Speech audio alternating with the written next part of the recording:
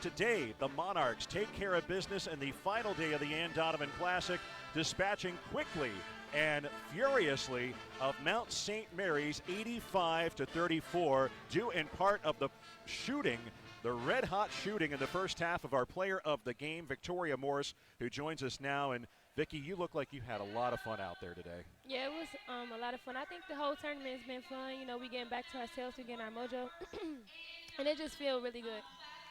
What do you think you all figuring out about yourself here the last 3 days? Personally, I think our defense has been really good. We've been locked in into player personnel, and that's just, like, very important, especially when we go into conference, like just being locked in to player tendencies. I just think our energy has been there as well, and it just really helped us out. Has there been any kind of a change or something that might have happened in the days leading into this game? Because, I mean, this is a vastly different team, the way you all have played these last 3 days compared to what we saw last weekend at VCU.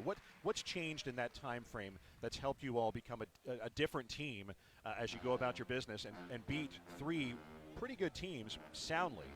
I think one of the main factors was the VCU loss. It left a sour taste in our mouths. You know, we had like 0 points of transition. So, you know, coming into this tournament, we just wanted to dominate and make sure our transition offense was like really good or whatever. But we had really good energy, and we just wanted to get back to ourselves. I want to ask you, how big did that basket look to you today? And I don't know.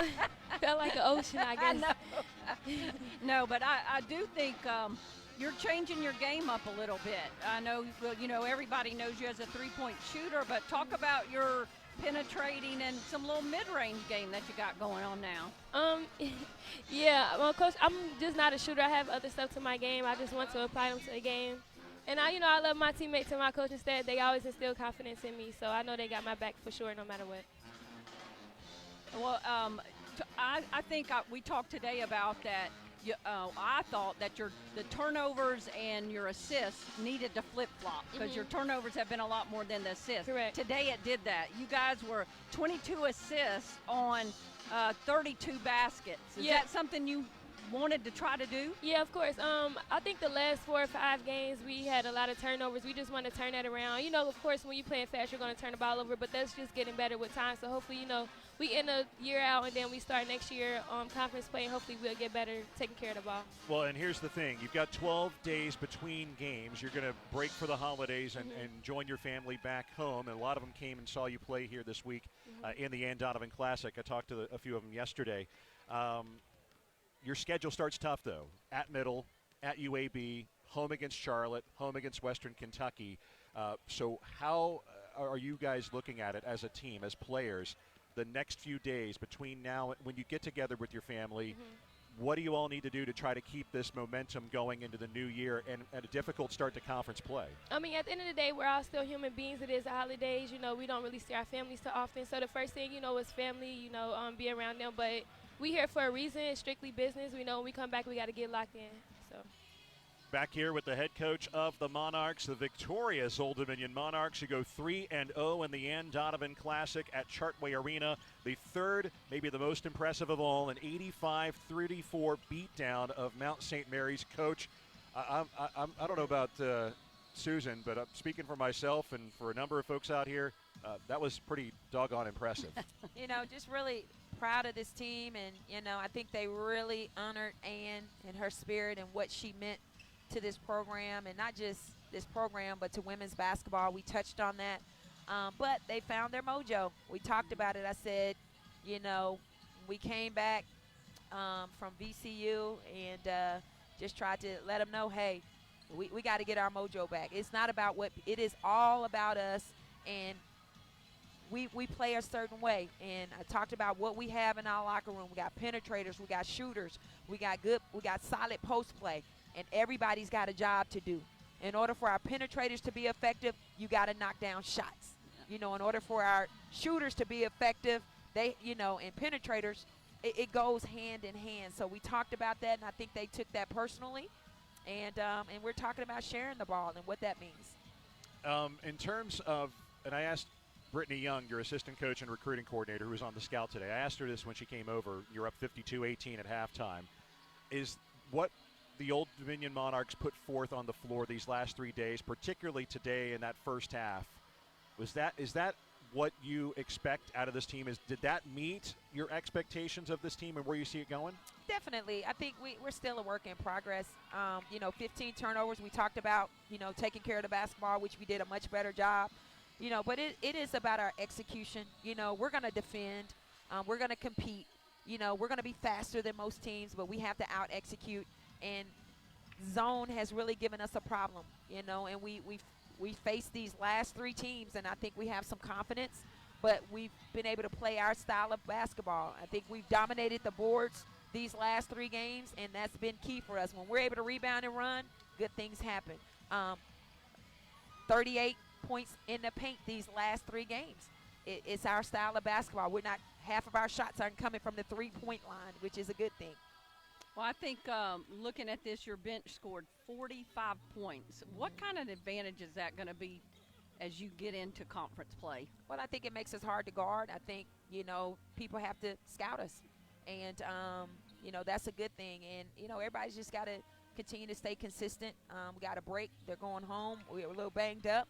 We're going to rest our bodies, but we got 2 days where we're going to condition pretty good, and we're going to come back, and we got a tough stretch when we start conference. But I think our schedule has prepared us for conference. But let's dive a little further into the numbers on the bench. To me, the biggest thing that you guys gain out of this is that a number of players who didn't get to see a lot of game time here over the course of your first 9 games, because you've played a pretty decent non-conference schedule, were able to get significant minutes in 3 consecutive games. Vanessa Blagman tying her career high with 11. You have Jordan Bailey, looks like she's getting more comfortable out there.